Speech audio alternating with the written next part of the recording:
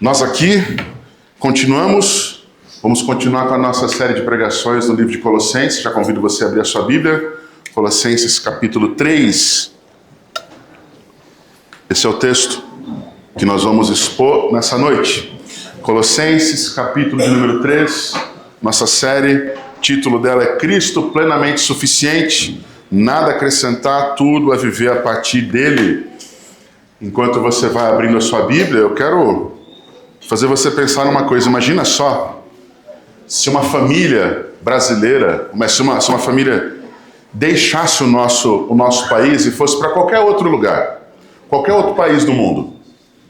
E chegando lá, essa família, ela mantivesse exatamente todas as características que ela tem vivendo nesse país chamado Brasil. Imagina uma família migrando para qualquer país. Primeiros dias lá seriam aparentemente normais. A partir do segundo ou terceiro dia, talvez as coisas seriam um pouco diferentes. Porque você talvez iria a um supermercado procurar um tipo de comida. Talvez você, ainda mais um mineiro, talvez fosse procurar algum tipo de comida específica daqui, você não iria encontrar. Talvez nesse outro país, você chegando lá, iria perceber que a tua cidadania de brasileiro não é bem vista lá. Você não é um cidadão local. A gente tem ouvido falar diversas vezes de imigrantes brasileiros que vão para outros países e não são bem-vindos inicialmente. Talvez ouvem até fala assim, vocês estão roubando os nossos empregos, dependendo de onde eles estão. Você chega lá na casa, dependendo do país onde você está, você não pode simplesmente fazer o que você fazia na sua casa, viver como você vivia na sua casa, porque ela é construída de uma outra forma. Países da América do Norte, Europa, eles têm muitas casas construídas à base de madeira. Por exemplo, a limpeza de uma casa lá é completamente diferente. Não dá para você pegar um balde d'água e jogar no corredor de madeira e sair depois enxugando. Você vai empenar o corredor com o tempo. Há coisas que nós precisamos saber avaliar. O hábito, a fala, o jeito de ser. É interessante porque todas as vezes que nós falamos de uma migração, de você sair de um lugar para outro, você está falando de uma nova vida, de um novo jeito de estar vivendo. E por vezes a nossa dificuldade é compreender que enquanto nós estamos aqui nessa terra, nós precisamos aprender a pensar no alto. Porque nós em Cristo deixamos esse velho mundo. Nós não pertencemos mais ao mundo e aos hábitos que há aqui. Nós hoje fomos levados a um novo reino em Cristo. E esse novo reino é bem diferente. Aqui no mundo, os valores antigos permanecem, é uma velha identidade. Você é aquele cara que não conhecia Deus e talvez era conhecido na sua redondeza, no seu hall de amigos por determinados jeitos. Sem Cristo, escravos do pecado. Sem Cristo, vivendo regras, talvez, regras que apenas nos salvam, apenas letras, mas que não trazem vida. Mas quando nós somos salvos em Cristo Jesus, quando Deus alcança os nossos corações por sua graça em Cristo, há uma nova vida que precisa ser vivida, precisa ser descoberta. Você é tirado de um lugar e levado para outro, como o texto de Colossenses, afirma para nós lá no capítulo 1, versículos 13 e 14, quando afirma: e ele nos libertou do poder das trevas e nos transportou para o reino do seu Filho amado, em quem temos a redenção, a remissão dos nossos pecados. Há uma nova cidadania hoje para aqueles que estão em Cristo. Nessa terra somos peregrinos e forasteiros, mas já somos concidadãos dos céus. Por isso, quando esse texto fala pensar nas coisas do alto, é necessário que nós entendamos que há novas prioridades. Há um novo jeito de ser, de viver, de pensar. A união com Cristo não é algo que vai acontecer só lá no fim dos tempos. Ela é algo que já existe agora para aqueles que foram salvos por Ele, que o conhecem verdadeiramente. Como crentes, nós estamos vivendo num outro lugar. O apóstolo Paulo está afirmando isso na carta aos Colossenses. Melhor dizendo, o Espírito Santo, por meio do apóstolo Paulo, está dizendo pelo menos 3 verdades. Sua cidadania mudou, vocês foram transferidos para outro reino. Segunda verdade, a sua vida mudou. Os valores que antes regiam você, eles não podem continuar regendo você, porque agora você tem uma vida nova. Antes você seguia determinado líder, determinado referencial, determinada voz. Mas hoje, o seu rei também mudou. Aquele que guia os seus passos, Cristo Jesus, ele é de fato a voz e o guia que você precisa seguir. E a pergunta que fica no ar é essa: por que continuar vivendo nesse mundo como se nada tivesse mudado? Se em Cristo nós já somos outras pessoas e já vivemos um novo tempo? Quero convidar você a ler o texto comigo, Colossenses 3, versos de 1 a 4. Está sendo projetado aqui, os 4 versículos estão na tela, você pode acompanhar. Estamos lendo pela Nova Almeida atualizada, mas eu, como sempre, recomendo, deixe sua Bíblia aberta, deixe sua Bíblia à mão para que você possa lê-la também durante o sermão. A palavra do Senhor diz assim: portanto, se vocês foram ressuscitados juntamente com Cristo, busquem as coisas lá do alto, onde Cristo vive, assentado à direita de Deus. Pensem nas coisas lá do alto, e não nas que são aqui da terra. Porque vocês morreram, e a vida de vocês está oculta juntamente com Cristo em Deus. Quando Cristo, que é a vida de vocês, se manifestar, então vocês também serão manifestados com Ele em glória. Vamos orar? Senhor, nesse tempo em que nós estamos juntos aqui para ouvir a sua voz, queremos pedir a Deus que fale conosco de forma profunda, de forma verdadeira. Lida com os nossos corações nessa noite, ó Deus, faz-nos refletir, faz-nos entender, buscar o Senhor de forma genuína. Nosso coração se alegra nessa noite e podemos entender o que é viver, ó Deus, buscar as coisas do alto, pensar nas coisas do alto, que é onde o nosso Salvador está. Nos ajuda a perceber o quanto Cristo é plenamente suficiente para nos satisfazer não apenas na eternidade, mas já hoje. Dá direção plena, condições plenas, força total, para que vivamos uma vida aqui experimentando as coisas do alto, experimentando as coisas de Cristo em nossas vidas. É a oração que fazemos a Ti, ó Deus, com gratidão, no nome do Senhor e Salvador Jesus. Amém. A grande ideia do livro, que nós já sabemos de cor e salteado, é essa aqui que nós vamos ler juntos. Vamos lá? Cristo é plenamente suficiente para a vida e para a vida cristã. Portanto, os crentes devem abandonar toda a confiança em qualquer acréscimo e viver fundamentados somente nele. A grande ideia do nosso texto de hoje, dessa passagem de hoje, ela foi um grande dilema para mim. Eu divulguei essa grande ideia para o grupo de música, já tem alguns dias, talvez mais de mês. Os sermões já dessa sequência, até o fim do livro, estão prontos praticamente.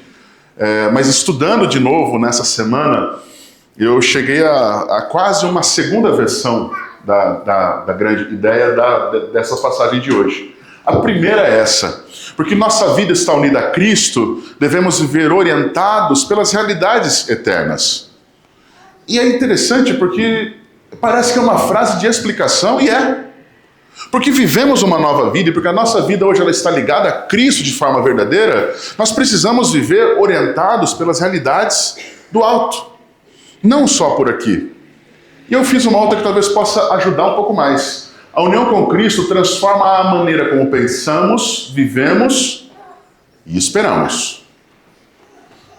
E esse é um grande problema. Por vezes, a gente caminha com Cristo achando que a nossa caminhada com Ele, ela aponta só para o último dia e que apenas lá nós vamos desfrutar de Cristo. E não. A vida cristã ela já está sendo vivida agora, nesse momento, nesse instante, nessa vida, ou desde que o dia que o Senhor Jesus alcançou o seu coração. De lá para cá, a sua vida foi transformada porque você teve o seu reino mudado. Você não está mais no império das trevas. Se você é um crente em Cristo Jesus, você foi levado agora para o reino do seu Filho amado, o reino de Cristo. Você não está mais sob o domínio do pecado.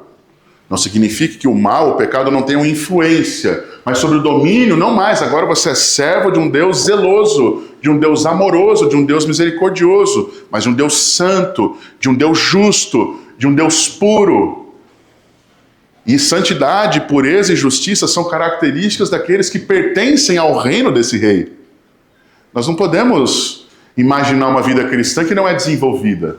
Ao mesmo tempo, nós percebemos que é necessário compreender que precisamos mudar a forma de pensar de viver e de esperar enquanto estamos aqui. Nossa vida é uma passagem, isso é um fato. Mas se nós vivemos a mesma vida e do mesmo jeito, parece que não aconteceu absolutamente nada nos nossos corações. Que vida é essa em Cristo que não muda ou que não aponta um caminho, em que não há transformação verdadeira e que continuamos presos à vida que tínhamos? O que nós temos visto em Colossenses tem sido muito interessante. Eu tento resumir o que nós já pregamos nos últimos 6 sermões ou 7 sermões, onde vai haver gratidão e interesse pelos Colossenses, primeiro sermão, essa visão gloriosa e suprema de Cristo, aquele que é o primogênito de toda a criação, que tem a primazia de todas as coisas. Entendemos e aprendemos sobre a obra reconciliadora de Cristo nos versículos 21 até o verso 23, do capítulo 1. Na sequência dos versículos 24 até o 2:5, estudamos esse ministério apostólico, a obra dos líderes, daqueles que Deus levanta como instrumentos de condução da igreja para a maturidade, não apenas para eventos ou circunstâncias. E nos 3 últimos domingos estudamos o capítulo 2, a partir do verso 6, onde nós estivemos aprendendo que Cristo é plenamente suficiente para dar vida, perdão, reconciliação e vitória. Na semana passada falamos isso, que permanecer nele é fundamental. E esse é o coração apologético, é o momento onde Paulo está de fato discutindo esses argumentos que os colossenses estavam vivendo, estavam passando, e aquelas heresias, aqueles ensinos falsos que estavam sendo levados lá, ascetismo, misticismo, legalismo, que eram maneiras do povo viver. O que nós vamos ver a partir de hoje, e é importante saber logo aqui, de início, o texto que nós estamos lendo ele é como uma dobradiça. Parece que Paulo está fazendo de novo, usado por Deus, pelo Espírito Santo, uma mudança de direção, onde ele não vai mais agora debater com os falsos mestres sobre como eles deveriam viver, porque isso já foi feito, como nós como crentes devemos viver, como aqueles próprios irmãos em Colossos deveriam viver. Mas nós vamos começar agora a trabalhar com uma visão de qual é a prática verdadeira de uma vida cristã. Qual é a prática genuína de alguém que foi tirado desse império das trevas e conduzido, sendo alimentado por Deus, foi levado ao reino do seu Filho amado. Foi então refutada toda essa falsa espiritualidade no capítulo 2, os versos 16 até o 23, e agora vai ser falado a partir do 3:5 da semana que vem, até o capítulo 4, versículo 6, qual é a vida cristã? O que está acontecendo de fato é que Paulo até agora, no Espírito Santo, que a Bíblia tem nos ensinado, é que regras não transformam ninguém. Que não adianta você orar a um Deus que você não crê. Que não adianta você ler uma Bíblia pensando nela, não pelo que ela está mandando ou apontando que você viva, mas sobre o seu prisma, o seu óculos, a sua visão do que você acha do que a Bíblia deveria dizer. Não adianta essa situação onde eu dito as regras e Deus é o meu servo. É o contrário. Ele aponta o caminho e eu devo segui-lo. Se essas coisas, se todas essas tentativas, legalismo, misticismo, ascetismo, então não funcionam, como o cristão vive? Qual é a regra que devemos viver? E aqui é importante, porque nesse momento talvez você esteja sinceramente fazendo essa pergunta no seu coração. Eu já tentei de várias formas, eu não sei o que viver. Eu acho que eu tento viver uma vida cristã obedecendo. Eu me privo de determinadas coisas e outras eu ouço conselhos, eu sigo aquilo que outros fizeram. Algumas coisas eu faço sem saber o porquê faço. E algumas coisas eu não faço achando que elas são pecado, porque um dia disseram para mim que são. E essa é uma grande realidade na vida de muitas pessoas, talvez a maioria de nós, onde nós não sabemos exatamente o que é uma vida cristã. O que nós vamos começar a ver hoje, como eu falei, que é uma dobradiça, o apóstolo Paulo, ou o Espírito Santo, ou o texto bíblico está nos apontando que há um desejo muito forte de que os colossenses, eles de fato abandonem essa mentalidade terrena, onde a vida é dinheiro e tempo, onde pessoas são objetos, onde tudo é por interesse, onde amor genuíno é bobeira, é meio de ser manipulado, abandonar essa mentalidade diabólica que hoje as pessoas chamam de nossa época e cultura, para passar a viver à luz de uma união verdadeira com Cristo, uma unidade real, buscando as realidades do reino que os aguardam. A gente cantou agora há pouco aqui, aguardo o dia em que verei. E aí começa a cantar, virá o Rei Jesus, meu coração deseja vê-lo. Deseja mesmo? A gente não consegue frequentar a igreja direito. Deseja ver Jesus mesmo? A gente não consegue fazer às vezes devocionais, porque não é a nossa prioridade. Acordamos com a vida acelerada e pedimos para Deus abençoar os nossos planos enquanto nós nem conhecemos os dele.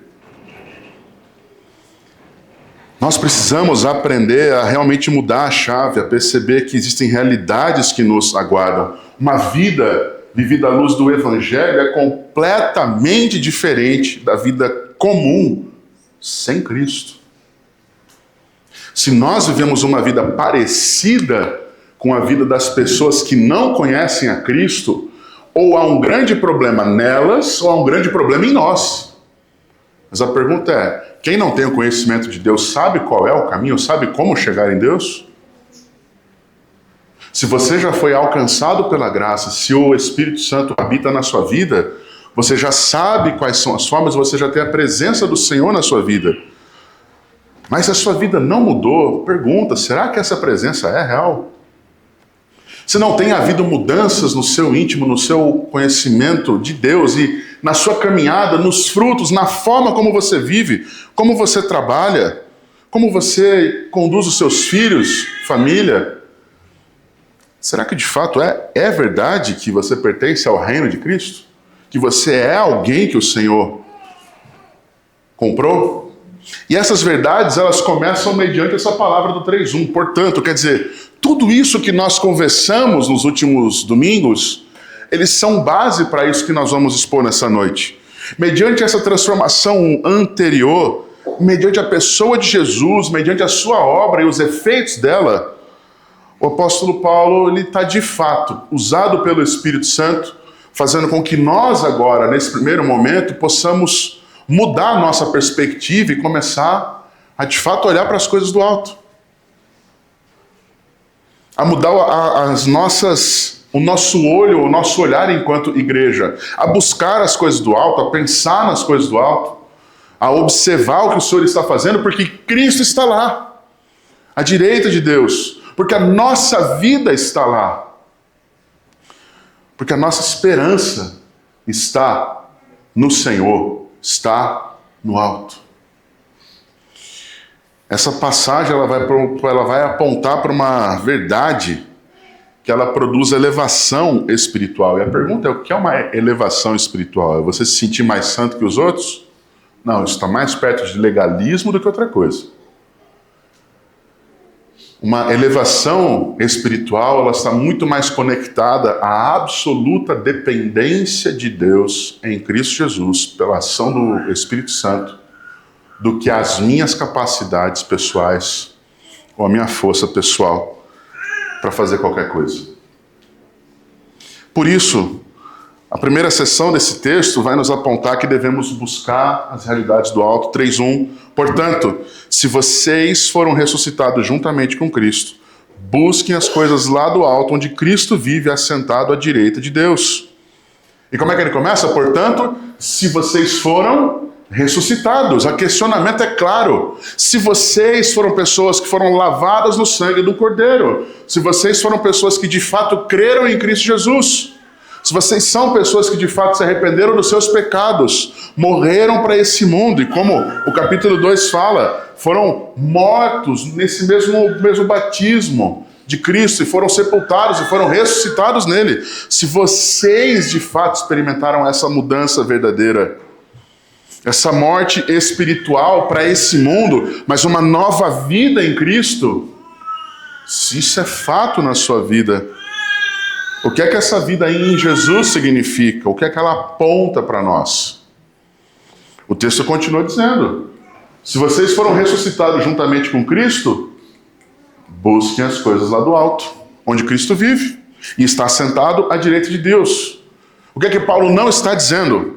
Ele não está dizendo despreze a terra. Ele não está dizendo ignore os seus deveres profissionais, a sua vida familiar. Ele não está dizendo finja que você não é da terra, vista-se como um alienígena. Ele não está dizendo isso. Ele não está dizendo para você viver pensando só nas coisas do céu, abandonar a carreira, abandonar a vida aqui. Ele não está dizendo isso. A nossa vida enquanto nessa carne, nesse corpo, nesse tempo, ela depende de coisas. Você está aqui vestido, alimentado, suprido, porque ou você e os seus trabalham, ou alguém trabalha para lhe sustentar. Amanhã é dia normal para todos nós, e é dia de conquistar a vida. Não é verdade? Mas a pergunta é, essa é a nossa vida? E essa talvez seja a grande realidade que precisamos mudar. O amanhã, segunda-feira, extrema, a cidade onde você for, o trabalho onde você estiver, lá, essa vida que nós vivemos aí fora não é a nossa vida. Se pertencemos a Cristo Jesus, isso que estamos vivendo nesse mundo é uma passagem, é uma peregrinação, como Pedro fala. É um tempo onde estamos em transição. Talvez a grande pergunta que nós precisamos fazer é o que são as coisas do alto? Elas não são nuvens, gente. Não são anjos. Tá ok? Nós não estamos falando de ruas de ouro aqui. Não estamos falando em aviões. Tá ok? Não vai sair que nem eu. Criança é uma coisa, né? Eu lembro, o pessoal falava para mim na classezinha, né, de criança. Olha, Jesus mora no céu. E eu me lembro de lá para os meus 4, 5 anos, um dia sentar no quintal e ficar assim, cadê Jesus? Um dia com bastante nuvem, né? Criatividade vai a mim. Eu falava assim, mãe, cadê Jesus? A gente pegava o carro e viajava, visitava o pessoal aqui em Campinas. Eu ficava, às vezes, minutos assim, né, na janela, olhando e falando assim, cadê Jesus? Ele está na nuvem ali? A imagem, né, da gente, talvez, a criança imaginando que uma hora ia passar de carro e Jesus ia fazer assim para ele, oi, meu filho.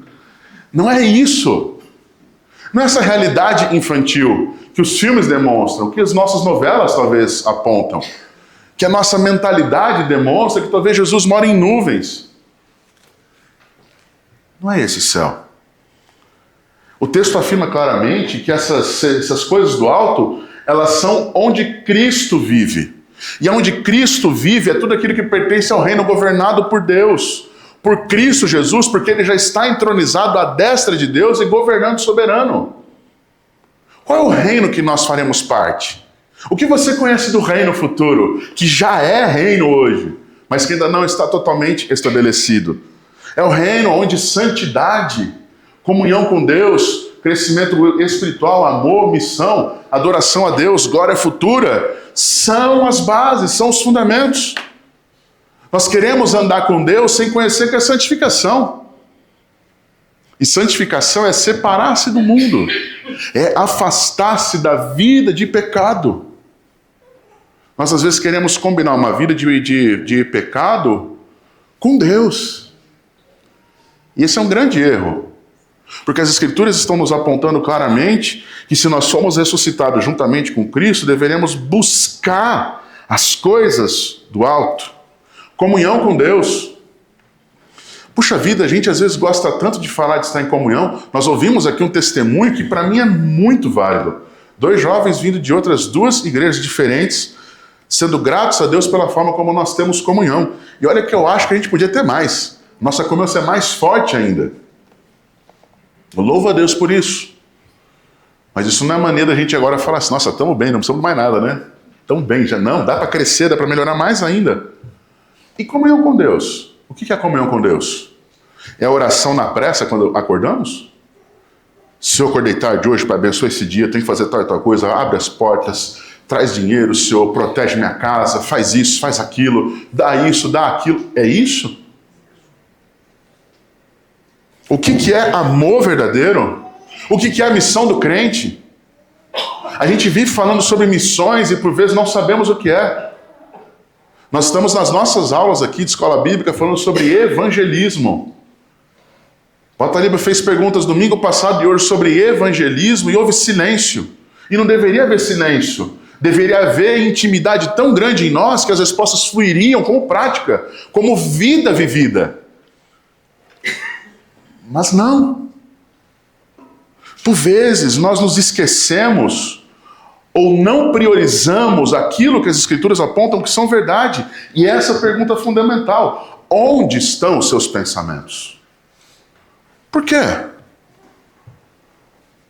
Paulo está dizendo que devemos buscar as coisas do alto. E essa palavra grega, que é a ideia do busque, é a mesma utilizada aqui em Mateus 6,33, quando o próprio Senhor Jesus afirma: busque em primeiro lugar o reino de Deus e a sua justiça.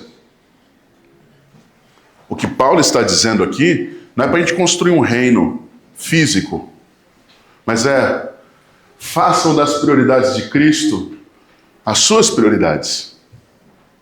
Façam daquilo que Cristo valoriza o centro do seu coração. Façam daquilo que o Evangelho aponta a verdade que você busca. A gente citou algumas delas e eu vou ousadamente as repetir de forma mais organizada. Santidade. E santidade não é uma santidade medida à sua regra, aquilo que você entende que é santo, mas aquilo que Deus aponta como santo. A vida que ele testemunha e exemplifica em Cristo. Comecei o sermão dessa noite lendo Filipenses 3, 17 a 21. Qual é a fala de Paulo? Sejam meus imitadores. E a pergunta que eu fiz foi: nós podemos pedir para alguém nos seguir para não errar e seguir Jesus de forma firme? Podemos? Nós precisamos aprender a seguir a Jesus. Nós precisamos andar como Jesus andou. E uma das principais evidências de como Jesus andou é vida santa, onde o pecado não é uma opção.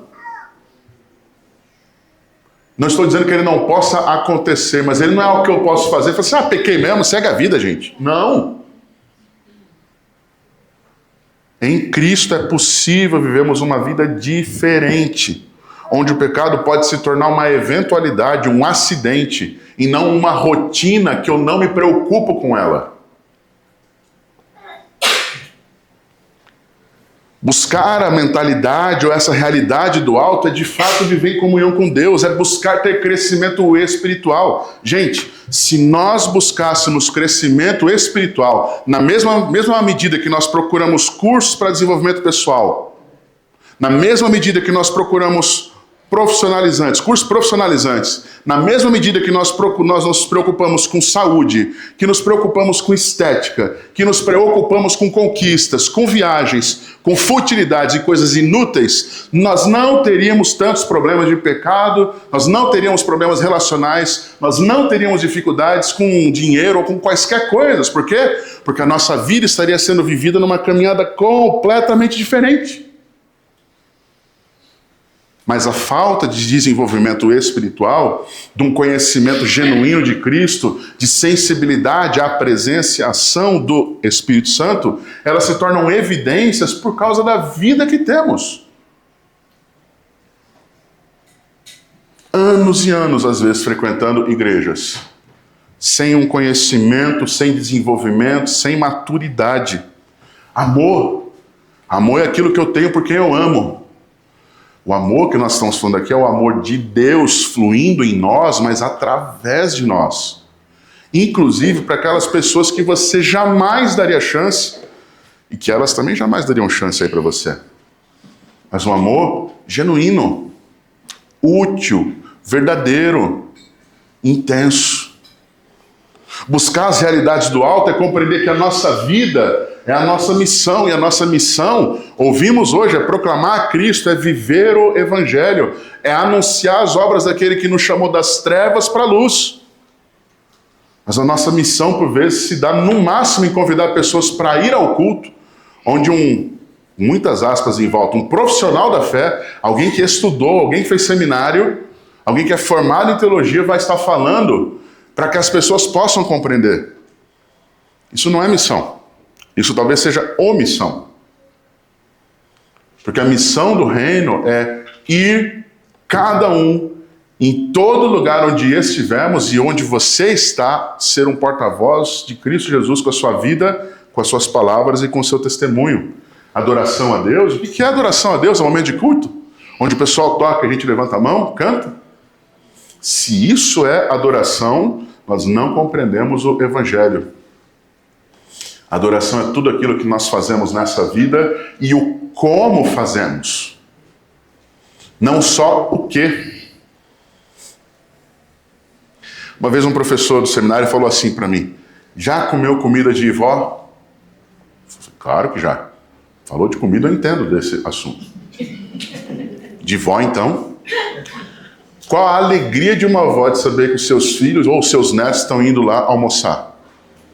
Qual é o ímpeto dela? Opa, estão indo lá, o que nós vamos fazer? Qual o principal tempero de uma avó? Viu? Amor. E tem umas avós que amam, hein? Rapaz, que tempero. Não é? Você não está cabendo mais, você fala, eu quero mais, gente. Isso aqui não acaba nunca. Quando nós adoramos a Deus, qual é o tempero da nossa adoração? Amor de quem? De Deus para nós? De nós para Ele. Às vezes eu ouço pessoas dizendo assim, nosso louvor nosso é tão murcho. Nossa, a gente não tem os instrumentos. Irmãos, se os instrumentos, se banda, se vocal, se som, se ambiente é o que faz gerar amor no seu coração, você é superficial. Se a obra de Cristo é insuficiente para você saber o que é amor, você não conhece o Evangelho. E é impressionante como isso é o que esse texto está tratando conosco. Esse texto está tratando conosco sobre mudança de mentalidade. Não apenas prática. Por isso que ele é uma chave de transformação. Os argumentos que estão sendo dados nos capítulos anteriores, eles estão sendo agora colocados sobre um prisma, sobre como todo o livro vai refletir daqui para frente. Ele vai fazer algo diferente, porque aquilo que ocupa os nossos pensamentos e energias na semana é de fato o que nós damos valor. Aquilo que buscamos revela aquilo que valorizamos. Essas coisas fazem parte da sua vida? Se sim, se são prioridade no seu íntimo, Deus é prioridade na sua vida.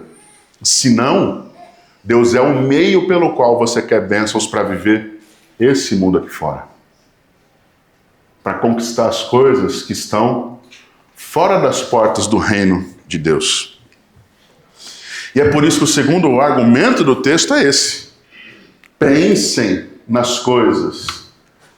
Pensem nas coisas lá do alto. E não nas que são aqui da terra. Paulo é mais enfático ainda. Ele vai aprofundar o pensamento. E eu acho fenomenal a forma como o texto vai trabalhando. As palavras do texto original, às vezes eu fico falando disso, não é para parecer erudito e mais sábio que os outros, mas é que observar como o texto é construído, como as palavras são intencionais, nos ajuda a compreender, por exemplo, que quando se fala em buscar nesse texto, nós estamos falando de direção, se aponta um caminho. Mas quando nós estamos falando em pensar, nós estamos falando de mente. Do jeito que as coisas são. Os textos vão falar literalmente sobre isso. Ao buscar, fala de desejos, prioridades, direção. A palavra pensar no texto grego, ela vai lidar literalmente com cosmovisão. A forma como eu enxergo o mundo. Os filtros pelos quais eu estou regendo as minhas decisões. O meu jeito de ser. A forma como eu interpreto a vida. Nós às vezes dizemos, olha, nós lidamos com a nossa profissão, com a nossa vida, com a nossa família, pelos valores cristãos. E é na hora que você vai tomar decisões, você olha para referências que não são cristãs. Faz sentido? Não, nós administramos a nossa vida, nós tomamos decisões, planejamos, pensando nos valores de Deus. E a hora que você toma decisões pelo que você pode fazer. Pelo que você tem nas suas mãos. E eu não estou falando aqui de recurso. Estou falando de quem você é. E esse é o ponto, porque o coração ele vai buscar aquilo que a mente valoriza. Ou a busca externa, aquilo que você faz fora, vai nascer de uma mentalidade transformada. É necessário enxergar a vida por outro prisma, ou pelo prisma do Evangelho, pelo prisma de Cristo, onde, por exemplo, nós podemos aprender agora aqui interpretar a vida pela ótica do reino. Trabalho não é somente salário. Não, eu vou trabalhar ali, ganha mais. Mas para eu trabalhar ali, eu vou ficar muito menos tempo com a minha família. Não, para eu ganhar aquele salário que eu tanto almejo, eu sempre quis ganhar aquilo. Eu preciso abrir mão de valores que não são dinheiro. Testemunho por vezes. Obediência a Deus. Prioridades no reino. Uma vez um rapaz chegou em mim e falou assim: pastor, nós estamos passando por uma situação financeira em casa muito difícil. Ok? Nós podemos ajudar? Não, a igreja não pode ajudar. Mas eu vou ter que arrumar um segundo trabalho e talvez fazer bicos ainda aos finais de semana. Irmãos, eu creio que existem momentos na vida em que nós tomamos decisões difíceis e precisamos passar por situações complicadas. 6 meses depois, era o prazo que ele havia dito, por volta de uns 6 meses a gente vai estabilizar a vida e tudo volta ao normal. 4 anos vivendo dessa mesma forma. Ao invés de uma estabilidade, agora conquistas. Nos momentos onde havia paz e calma, não havia descanso. Haviam viagens e mais afastamento ainda do reino, da igreja, da convivência com outros irmãos. O problema é frequentar a igreja, então? Não, o problema é você priorizar outras coisas aí fora e o seu trabalho se tornar a sua vida. A sua profissão se tornar um meio de você ganhar a vida e ganhar dinheiro simplesmente. Mas você pode ver a profissão como serviço ao Senhor. Nós vamos aprender em outros textos, Efésios, por exemplo, 5, fala que nós devemos servir aos nossos patrões como servimos a Deus. 1 Pedro vai apontar o mesmo caminho. Casamento não é apenas satisfação pessoal. Não, vou casar para ser feliz. Não. Casamento é reflexo do Evangelho, porque inclusive o casamento é uma das coisas que as Escrituras apontam que vai haver entre a igreja, que é a noiva do Senhor, e Jesus, que é o Cordeiro de Deus, o noivo que aguarda pela sua noiva, que inclusive morreu por ela. Casamento não é apenas satisfação pessoal, não é prazer sexual, não é apenas um meio de você ter alguém cuidando das suas roupas, da sua casa, enquanto você ganha a vida lá fora. Casamento não é isso. Há uma ótica para que a gente enxergue a vida de uma forma diferente. Há uma ótica onde as pessoas não são objetos para serem usados. Nem você é um objeto. Mas nem as pessoas que você usa são. O Evangelho aponta que nós somos iguais em Cristo e fomos comprados pelo mesmo preço. O sofrimento no mundo é derrota. O sofrimento em Cristo e no Evangelho, ele pode ser o quê? Parte do processo de santificação. Aliás, sofrimento é a forma pela qual Cristo viveu, deu exemplo, testemunhou e venceu. Ele não venceu apenas o sofrimento, ele venceu todas as coisas. E o sofrimento era parte inerente disso. Dinheiro nesse mundo é segurança, é recurso. Eu me lembro, o meu irmão, quando ele mudou para fora, ele mora fora ainda, cara, do país, né, no Canadá, ele testemunhou uma vez para nós que ele encontrou uma casa lá, uma família, onde o marido trabalhava, a esposa trabalhava, tinha um filho adulto trabalhando, todos ganhando muito bem. E meu irmão convidando o pessoal para ir para a casa dele, a família dele, participar de um grupo pequeno, um grupo familiar, evangelístico. E esse pessoal virar para eles e falar assim: para que eu preciso, que é de Jesus? Nós temos carro para andar na época que está frio, carro preparado para neve. Tem snowmobile, que é aquela moto de neve. Eu tenho jet ski para passear no lago, quando o lago não está congelado. Nós temos caminhonete para passear, que é no verão. Nós temos aqui recursos financeiros para ficar 2 anos sem trabalhar com a mesma vida que a gente tem. Para que, Jesus? Uma doença, um divórcio, romperam com essa família até o dia de algum deles bater na porta lá e falar: eu gostaria de participar desse pequeno grupo. Vocês podem orar por mim, por favor? Será que é preciso a sua vida arrebentar para que você entenda que a sua força, o seu dinheiro não são nada? Não valem nada. Nesse momento, milionários estão em um hospital, talvez, morrendo e deixando tudo para trás. E você vive brigando com a sua própria casa por causa de dinheiro. Você acha que isso é de fato a segurança? Estou pensando na minha aposentadoria. Amanhã pode ser seu último dia. Eu não estou dizendo que você não deva se precaver, não deva se preparar. Mas isso não é a nossa vida. Isso não pode ser a sua vida. Porque se isso for a sua vida, você tem pensado segundo outras realidades e não aquilo que as Escrituras ensinam, olhar para o alto. E é por isso que pensar nas realidades do alto é o maior campo de batalha na vida do crente, porque não é uma questão de comportamento, é de mente. Tanto que na sequência disso, no versículo 5 aqui do capítulo 3, o apóstolo Paulo vai começar a dizer sobre coisas da mente. Portanto, façam morrer tudo que pertence à natureza terrena, a imoralidade sexual, a impureza, as paixões, maus desejos e a avareza, que é idolatria. E é por causa dessas coisas que a ira de Deus vem. 5 e 6 eu acabei lendo aqui. Ele mesmo, Deus usando a vida de Paulo em Romanos 12, versículo 2, afirma lá, e não vivam conforme os padrões desse mundo, conforme a métrica, a visão, a cosmovisão desse mundo, mas deixem que Deus os transforme pela renovação da mente, metanoia, transformação de valores.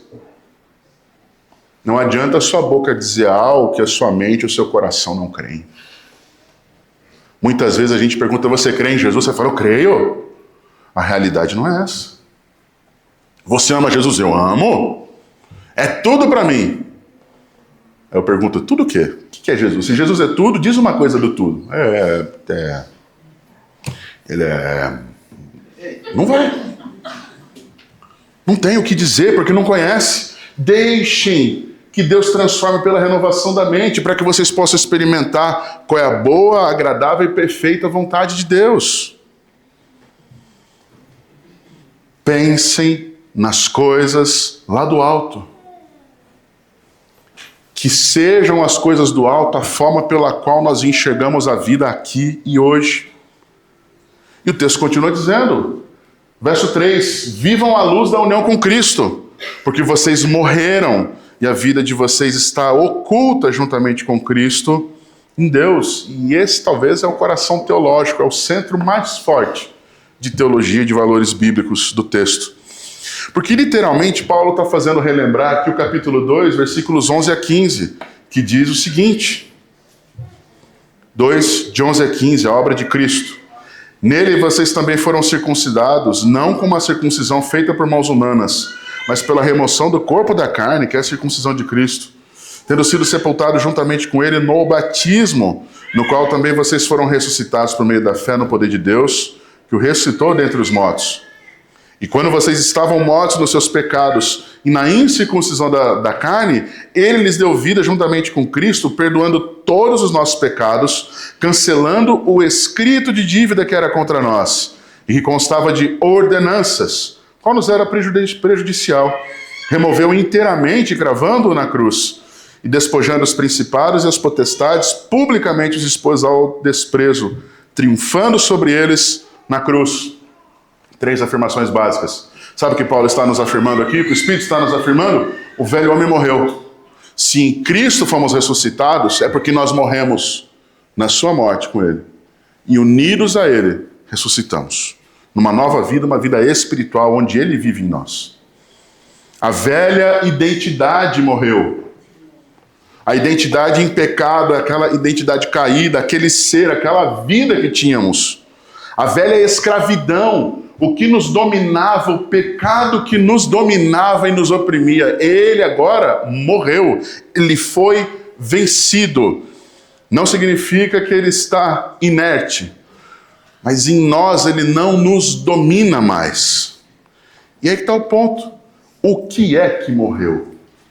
Não é a personalidade, o nosso corpo ou as nossas emoções, mas sim a velha relação com o pecado e com esse sistema caído. Que sistema é esse? A forma como o mundo pensa, a forma como as coisas são, a forma como nós somos educados. Em Cristo recebemos agora uma oportunidade de nova vida, de nova visão. E é por isso que o texto afirma lá, a vossa vida agora ela está escondida. Não faz sentido, pastor. Que história é essa de vida escondida? Como assim? Escondida do quê? Essa expressão, eu até coloquei na tela aqui, ela é maravilhosa, porque ela aponta uma coisa importante. Quando o texto está aqui falando dessa palavra oculta, na minha versão Nova Almeida atualizada, fala, porque vocês morreram e a vida de vocês está oculta juntamente com Cristo em Deus. Escondido, talvez, em algumas outras versões. Ela está apontando para uma realidade que ela não está dizendo que Deus pegou a nossa vida agora e colocou numa caixinha escondida do mundo. Mas a palavra oculta ou escondida aqui é como se a nossa vida ela estivesse inteiramente conectada a Cristo, que fizesse parte da vida dele. Então a nossa vida ela está segura. A nossa vida ela está protegida. A nossa vida ela está guardada. Ela está preservada em Cristo. Deixa eu te perguntar uma coisa rápida e simples aqui. Você conhece quem é Jesus? Vamos lembrar algumas características dele? Vamos lá? Quem Jesus é? Rei. Quem mais? Filho de Deus. Quem mais? Salvador, Senhor. Amor. Bom pastor. Quem mais que ele é? Santo, estrela da manhã. Pergunta, consolador também. Ele partilha das mesmas características com Deus? Onipresente, onisciente, todo-poderoso, onipotente.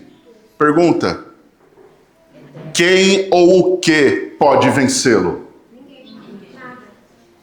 Você prefere estar oculto e guardado nas suas próprias forças ou na obra soberana de Cristo? Porque nós estamos, aqueles que foram lavados no sangue do Cordeiro, aqueles que foram salvos em Cristo Jesus, eles morreram para si mesmos, para sua própria segurança, para suas próprias obras. Verso 3. E hoje a vida que eles têm, ela está guardada, preservada em Cristo Jesus. E sabe qual é o grande problema? O mundo não consegue enxergar isso. Porque para um cristão comum, que vive uma vida comum, que talvez não seja alguém que queira angariar ou conquistar as grandes coisas desse mundo, você pode ser considerado um insignificante, porque esse mundo valoriza os fortes. Mas para nós, forte é aquele que é fraco. Porque quando eu sou fraco é que eu sou forte, porque ali é que o Espírito de Deus se manifesta em mim. Ele é todo poderoso, não sou eu. Ele sabe de todas as coisas, não eu. Não é na minha força, não é na sua capacidade, não é na sua poupança, não é na sua experiência, não é na minha. É em Cristo. Em Cristo estão guardadas todas as nossas necessidades, nossa vida está firmada lá. A sua vida, ela não está firmada em qualquer coisa, ela está unida ao Rei do Universo. E o que Paulo, ou que as Escrituras estão nos apontando aqui, é o maior combate com o nosso problema de hoje, as tentações de hoje, que é o quê?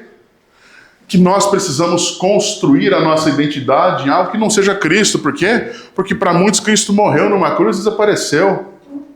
Para outros Cristo é um Deus que nunca existiu. A Bíblia é uma farsa, é invenção para manipular. Mas para aqueles que conhecem o verdadeiro Senhor, a nossa vida está construída e firmada em Cristo, é o maior prazer que podemos ter. O problema é quando nós ainda queremos construir uma vida nesse mundo, achando que aquilo que somos, fazemos ou conquistamos, é o que nos garante, é o que nos faz ser quem somos. Quando alguém pergunta para você, ou para mim, quem você é? Qual é a primeira coisa que você fala? Seu nome. Qual é a segunda pergunta que mais importa aí fora hoje?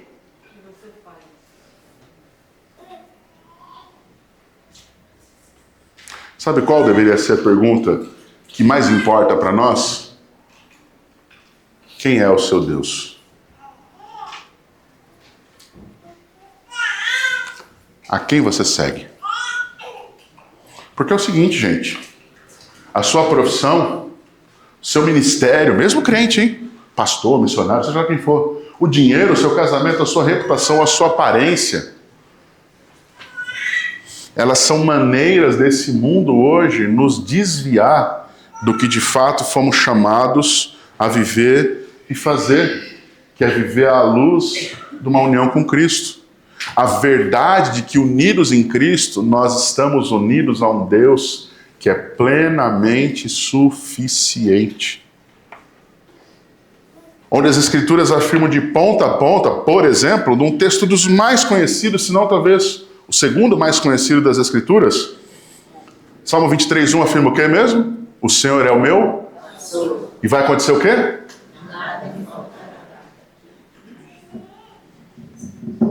Acreditamos nisso? O problema é quando nós acreditamos nisso só pensando em dinheiro, recursos, suprimento. Mas não olhamos que se Ele é de fato o nosso pastor, um caminho de uma vida santa está aberto a mim, porque eu posso caminhar de mãos dadas com esse pastor genuíno. Porque Ele vai me levar às águas verdejantes, vai cuidar de minha alma, Ele vai me livrar do mal. Porque um caminho de amor genuíno pode ser desfrutado nele. Porque comunhão com os meus irmãos pode acontecer de fato, sem medo. Porque eles também estão recebendo da mesma proporção do mesmo Deus que não falta, que não falha, que não é ausente. A realidade é que muitas vezes nós não entendemos o que é uma vida em união com Cristo.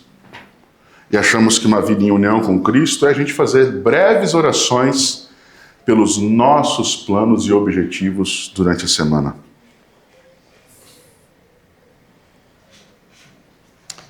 O apontamento final desse sermão, a última parte desse sermão, vai nos levar a pensar que nós precisamos aguardar, esperar a manifestação gloriosa de Cristo. O verso 4 afirma o seguinte: quando Cristo, que é a vida de vocês, se manifestar, então vocês serão manifestados com Ele, também serão manifestados com Ele em glória. Às vezes a carta agora, o texto vai nos fazer olhar para frente. Não só para a vida que estamos agora, mas para frente, para o futuro. E eu acho sensacional a forma como o Espírito Santo conduz o apóstolo Paulo aqui. Porque ele não vai falar assim, olha, quando Cristo, que é a melhor coisa que você pode ter, é o melhor amigo que você pode ter. Não, olha, quando Cristo, que é o melhor coaching que você pode ter na sua vida, o melhor referencial. Não, esse é fera, viu? Olha, quando Cristo, que é a sua herança, aquilo que você pode ter, tudo que você quer ter, você conquista nele. Não, ele fala o quê? Quando Cristo, que é a vida de vocês. E é interessante porque todo o argumento da carta, nos primeiros capítulos, tem sido para contradizer um testemunho contrário que estava havendo ali. Porque Jesus não é um complemento para nossas vidas. Não é Jesus mais o legalismo. Não é Jesus mais o ascetismo. Não é Jesus mais aquilo que eu acho. Não é Jesus mais filosofia. Não é Jesus mais nada. Ele é suficiente. Ele é pleno. E esse é o problema. Não é Cristo como ajuda, como algo que melhora, nem como ainda que participa de nossas vidas. Cristo é a nossa vida. Ademar de Campos canta isso, num dos seus hinos mais conhecidos, dizendo que Cristo é a nossa vida, o motivo do louvor em nosso novo coração, pois morreu a nossa morte para vivermos a sua vida, nos trouxe grande salvação. Pois é, o problema moderno é que muitos estão tratando Cristo como um complemento, e não como o maior e o principal. E talvez nós, enquanto crentes, estamos vivendo isso, achando e dizendo que Ele é o nosso Senhor. Mas na hora do vamos ver, o que menos procuramos, ou a quem menos nos posicionamos, é nele. Cristo é apresentado como a própria fonte da vida, porque está sendo dito que quando Cristo se manifestar, e esse apontamento é um apontamento da volta do Senhor Jesus, onde Ele voltará em glória, onde Ele voltará para buscar o seu povo. E eu acho sensacional a forma como o texto está aqui montado. Ele está montando nessa estrutura. Ó. O passado, verso 1, vocês morreram. Se é que vocês morreram com Cristo, de fato, se vocês ressuscitaram com Ele, a vida de vocês agora ela está escondida, ela está oculta. No presente, nós estamos hoje ligados a Cristo de uma forma que nada pode romper. E no futuro, nós vamos aparecer ou vamos ser manifestados com Ele em glória.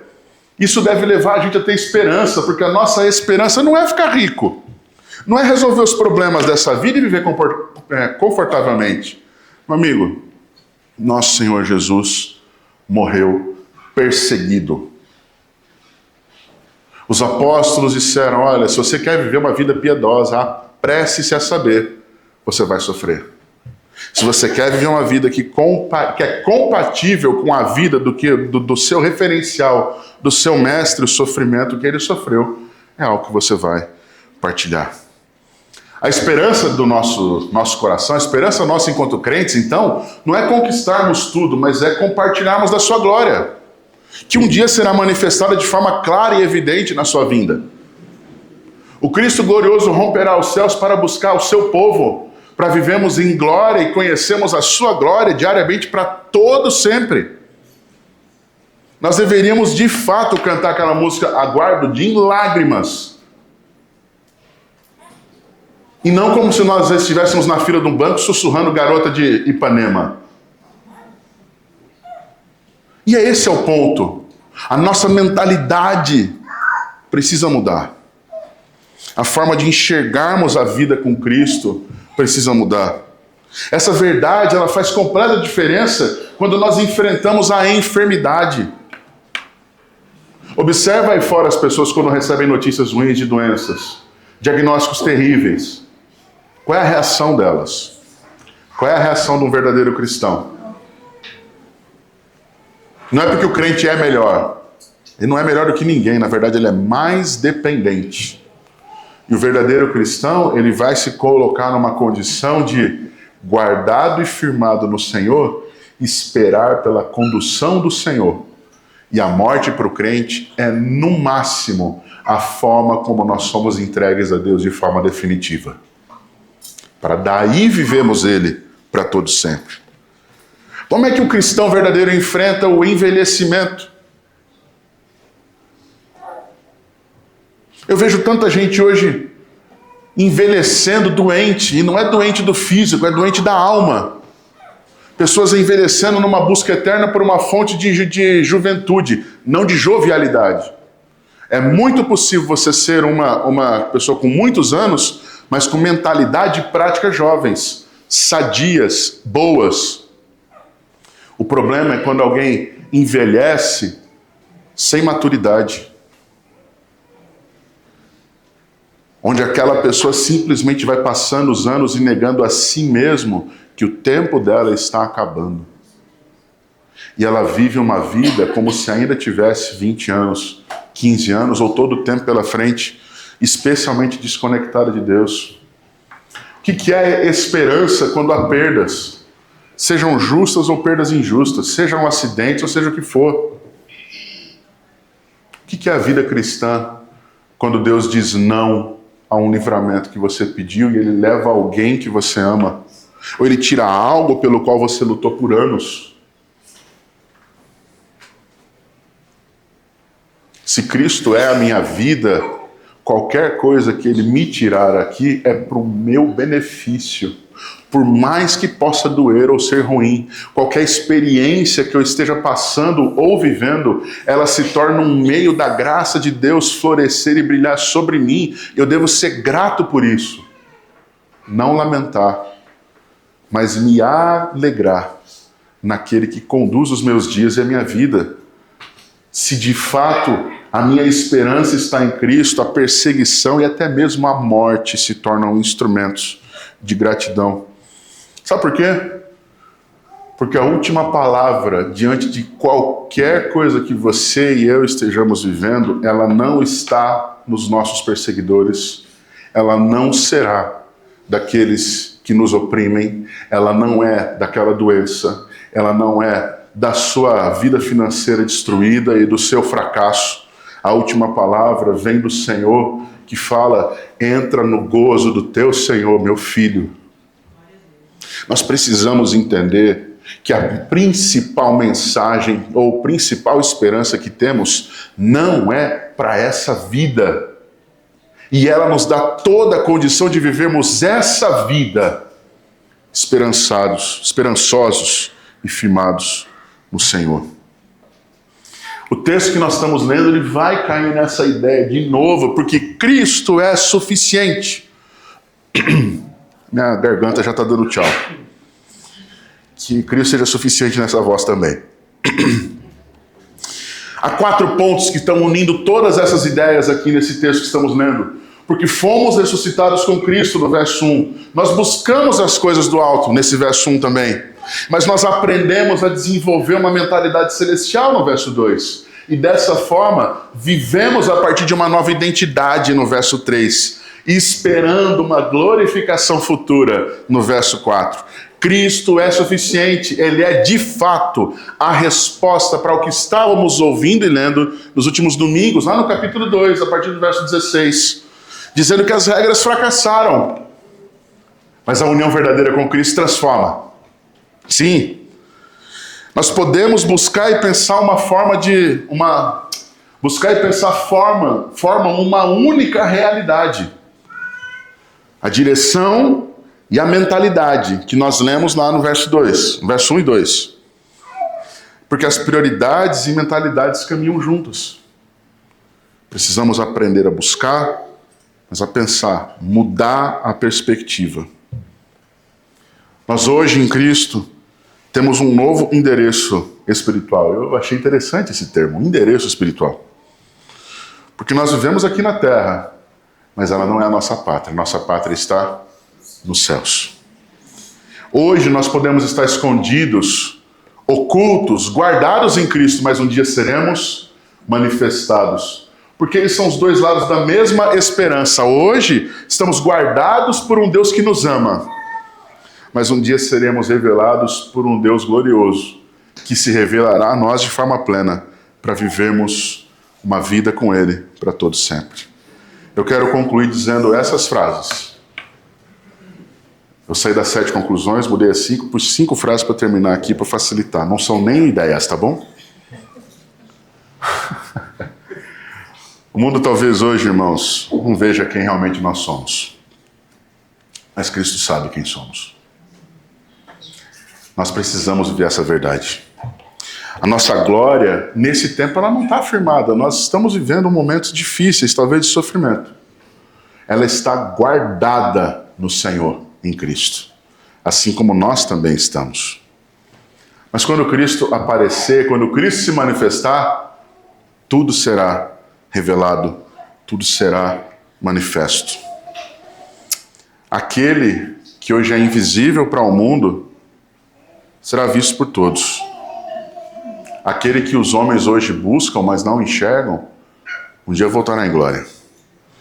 E aquele cuja vida está escondida em Cristo, guardada, firmada nele, um dia, nós aguardamos por esse dia. Nós precisamos ansiar por esse dia mais do que qualquer outra coisa. Um dia, essas pessoas que estão guardadas no Senhor serão manifestados e vistos com Ele em glória. Um dia, irmãos, um dia, aqueles que estão firmados no Senhor poderão ver o Senhor face a face.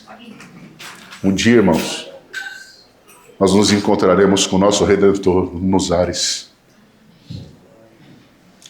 Muitos verão, mas nem todos se encontrarão com Ele nos ares.